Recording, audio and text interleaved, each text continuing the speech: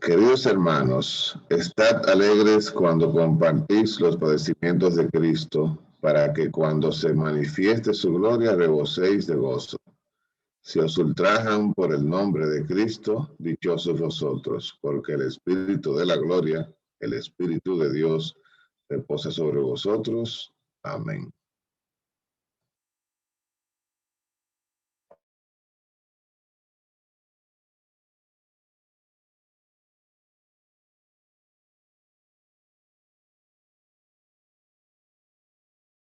No te oímos, Frank.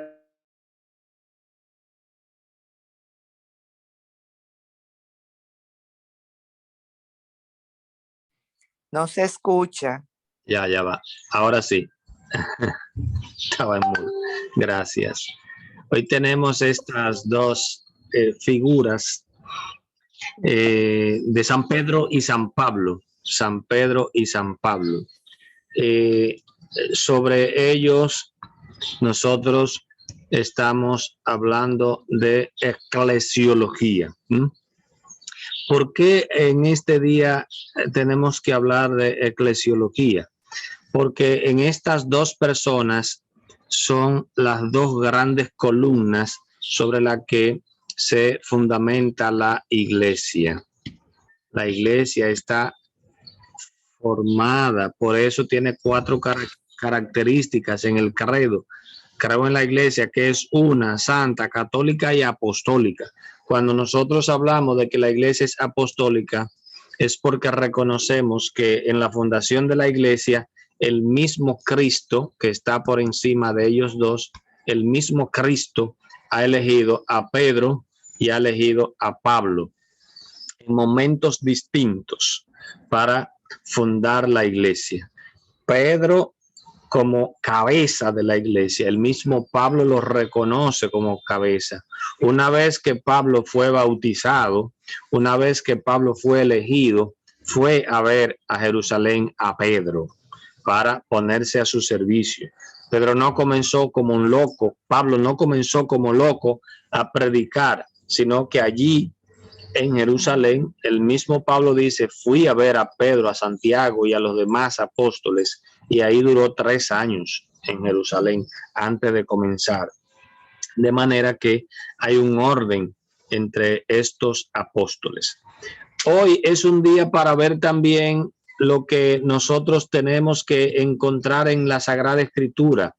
Dios quiere salvarnos, pero Dios, por un misterio grande que nunca nosotros vamos a entender, Dios que puede hacer las cosas por sí mismo, porque Dios no necesita a nadie en un sentido estricto, pero Dios quiere hacer las cosas con nosotros, aún seamos instrumentos débiles y frágiles, y eso se ve en Pedro y se ve en Pablo.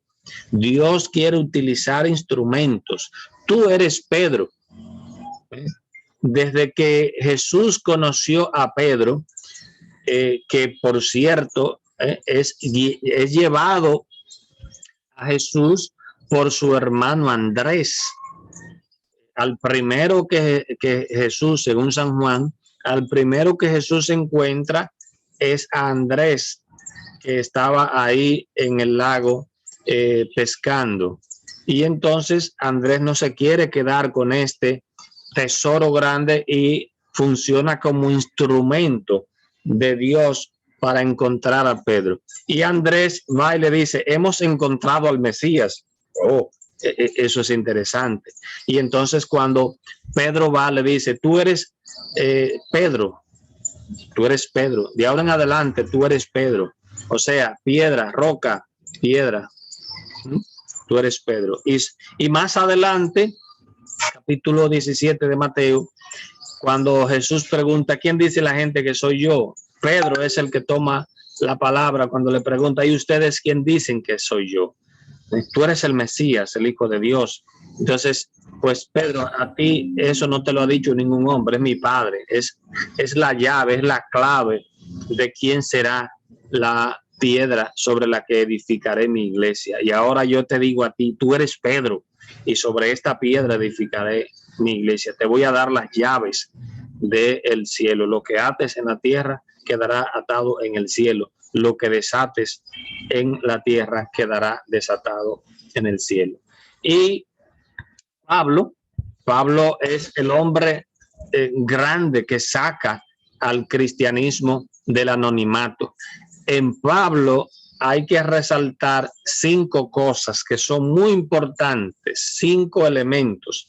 Primero, Pablo es Saulo de Tarso y en Tarso nace como un ciudadano romano. Importante porque sabrá sacar Pablo esa realidad en algún momento cuando lo necesite.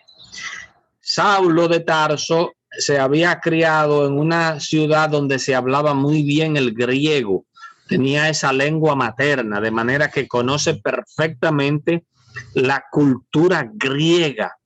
¿Qué quiere decir eso? Que había leído, definitivamente había leído a los grandes filósofos griegos, el mundo helénico que le ofrece una cantidad enorme de posibilidades. Por eso Pablo es un erudito, va al Areópago donde están los grandes filósofos griegos y sabe conversar con ellos, no es un loco viejo. Pero al mismo tiempo Pablo era un obrero. ¿Qué quiere decir eso? El tipo tenía el oficio de tejedor de lonas para tiendas de campaña. Y Pablo trabajaba con su propia mano. Pablo no era un vago, era un trabajador. Yo no necesito nada de nadie. No ando buscando nada de nadie. Yo me gano mi vida por mi trabajo. Saulo de Tarso, era un fariseo rabioso. Fariseo, hijo de fariseo, dice Saulo. Él mismo lo confiesa. Yo era un fariseo rabioso. Y como un fariseo rabioso, era decididamente un defensor de mi fe judía y por eso perseguía a los cristianos. Y era un hombre sincero y afanoso buscador de la verdad. Y eso definitivamente es lo que hace en Pablo que tenga estos grandes valores que el mismo Jesús dice, este es el instrumento que yo necesito. Este tipo de instrumento es el instrumento que yo necesito, con esos valores que ninguno de los otros discípulos y apóstoles que el mismo Jesús de sus propias manos había decidido buscar. Pablo probablemente no conoció personalmente a Jesús. Sin embargo, Jesús le sale al paso y le dice, Saulo, Saulo, ¿por qué me persigues? ¿Quién eres? Yo soy Jesús a quien tú persigues en la figura, en la persona de mis apóstoles.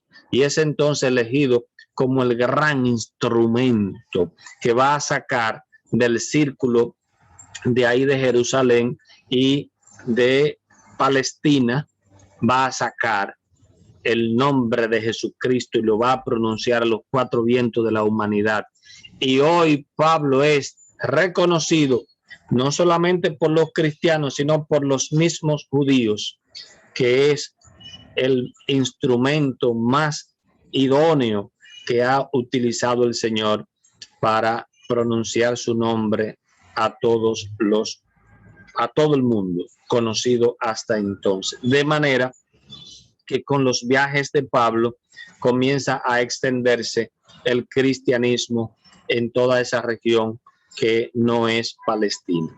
Estos 2 instrumentos de salvación que hoy nosotros celebramos su muerte, no se conoce a ciencia cierta ninguna de sus fechas de nacimiento. Lo que celebramos hoy es su martirio, su muerte.